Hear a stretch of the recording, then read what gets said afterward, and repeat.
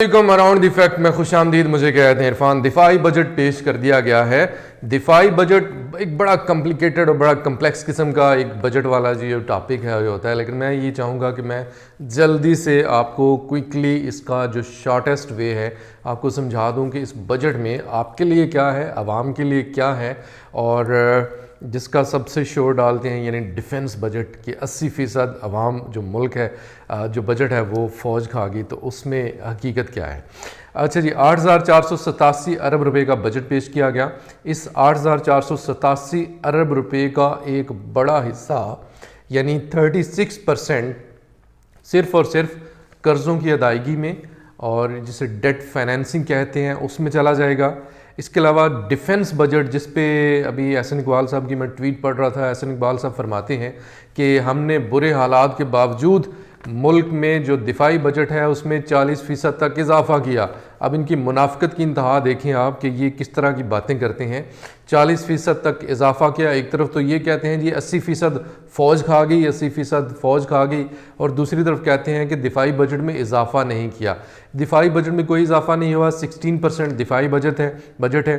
اور قرضے جو ہیں یہ بہت زیادہ ہیں, قرضے پاکستان کے اوپر جو ہیں بہت زیادہ ہیں, اور سب سے بڑا حصہ اس کا بجٹ کا قرضے چکانے میں, اس کا سود ادا کرنے میں چلا جاتا ہے. تو ترقیاتی بجٹ اس کے باوجود بڑھا کر 600 ارب روپے سے 964 ارب روپے کر دیا گیا ہے. اچھا, اس میں یہ صوبوں کو دیا جائے گا, سبسڈیز دی جائیں گی اور عوام کو ریلیف دیا جائے گا. اس کے علاوہ تنخواہوں میں 10% اضافہ کیا گیا ہے, پینشن میں بھی اضافہ کیا گیا ہے, لیکن نئے ٹیکسز بالکل نہیں لگائے گئے. آگے چل کے میں بتاتا ہوں کہ نہ صرف یہ کہ نئے ٹیکسز نہیں لگائے گئے بلکہ ٹیکسز کم کیے گئے ہیں. اور آپ دیکھیے گا کہ یہاں پہ جو بجٹ پیش کرنے کے بعد, بجٹ پیش کرنے سے پہلے آپ دیکھیے کہ خان صاحب کی باڈی لینگویج کیا ہے, عمران خان صاحب کی باڈی لینگویج کیا ہے اور وہ کیا کہہ رہے ہیں.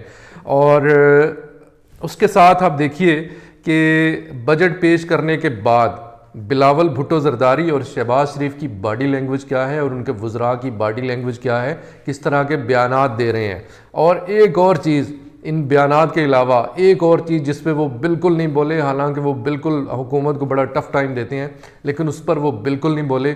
نئے ٹیکسز کے جو نفاذ ہیں اس کے اوپر بالکل کوئی بات نہیں کی, کسی کی طرف سے کوئی بیان نہیں آیا کہ ٹیکسز لگا دیے, یہ کر دیا, وہ کر دیا, کیونکہ نئے ٹیکسز لگا ہی نہیں گئے, اور بلکہ پرانے جو ٹیکسز ہیں ان کو بھی ختم کر دیا گیا ہے. پہلی دفعہ ہے کہ بجٹ میں صنعت اور زراعت دونوں کو ریلیف دیا گیا ہے. ادروائز کیا ہوتا تھا کہ جو صنعت ہے, جو اگر صنعت کار آپ کا پرائم منسٹر ہے تو وہ صرف اور صرف صنعت کو لے کے چلتا تھا. اگر آپ کا جو پرائم منسٹر ہے وہ زراعت سے منسلک ہے تو وہ صرف زراعت کو فیسیلیٹیٹ کرتا تھا. اس میں آگے چل کے میں بتاؤں گا آپ کو کہ دونوں چیزوں کا خیال رکھا گیا ہے.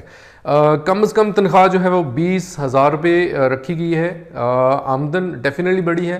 آمدن کا جو سب سے زیادہ جو جہاں سے آئی ہے وہ آئی ہے فارن ریمیٹنسز سے, کہ باہر کے جو لوگ ہیں انہوں نے تھرو پراپر چینل پیسے بھیجنے شروع کر دیے ہیں. پہلے کیا ہوتا تھا, ہنڈی کے ذریعے پیسے آ رہے ہیں اور غیر قانونی طریقے سے پیسے آ رہے ہیں, جس میں گورنمنٹ آف پاکستان کو کوئی فائدہ نہیں ہوتا تھا, کیونکہ ان کے جو حکمران ہیں ان کے اپنے ہنڈی کے کاروبار ہوتے تھے.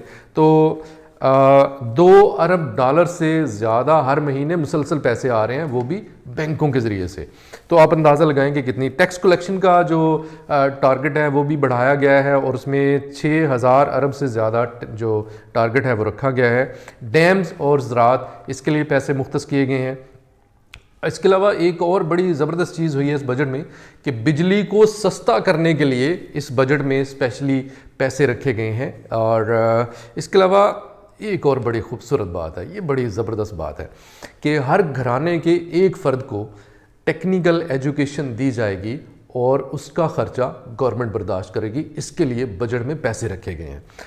اچھا جی, اس کے علاوہ 850 سی سی سے جو نیچے 850 سی سی اور اس سے نیچے والی جو پاور والی گاڑیاں ہیں ان کے اوپر جو ٹیکسز ہیں وہ ختم کر دیے گئے ہیں. اب یہ جو گاڑیاں ہیں جو کہ ان لوگوں کے لیے جو گاڑیاں تھیں جو کہ جن کی انکم کم ہے اور ان کے لیے گاڑی خریدنا اور اس کو مینٹین کرنا آسان ہو جائے گا.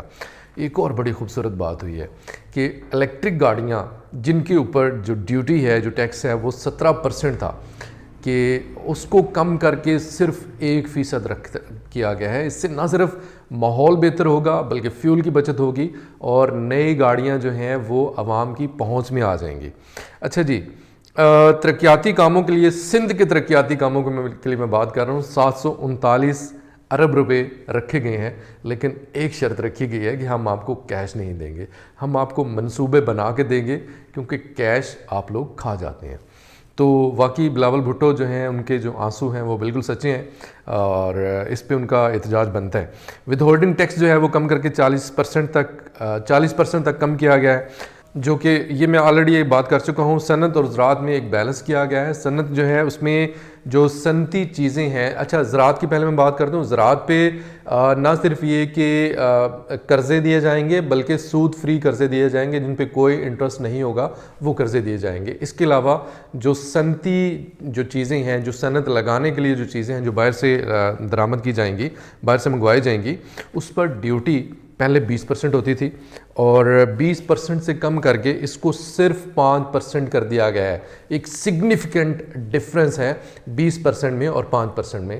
تو یہ کم کیا گیا ہے, یہ جو ڈیوٹی ہے یہ کم کر دی گئی ہے اور اس کا ڈیفینیٹلی فائدہ ہوگا. ملک میں صنعتیں لگیں گی تو ڈیفینیٹلی مطلب صنعت کو پروموٹ کیا جا رہا ہے, صنعت کے ساتھ ساتھ زراعت کو بھی پروموٹ کیا جا رہا ہے اور صنعت دونوں کو بیلنس رکھ کے پروموٹ کیا جا رہا ہے. ملک میں صنعتیں لگیں گی تو بے روزگاری میں ڈیفینیٹلی جو کمی آئے گی.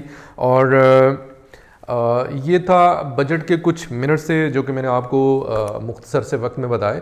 تو بجٹ الحمدللہ بڑا زبردست بجٹ ہے. اس میں مین چیز جو یہ ہے وہ یہ ہے کہ جو آپ کی انکم ہے آپ نے خرچ اس حساب سے کرنے.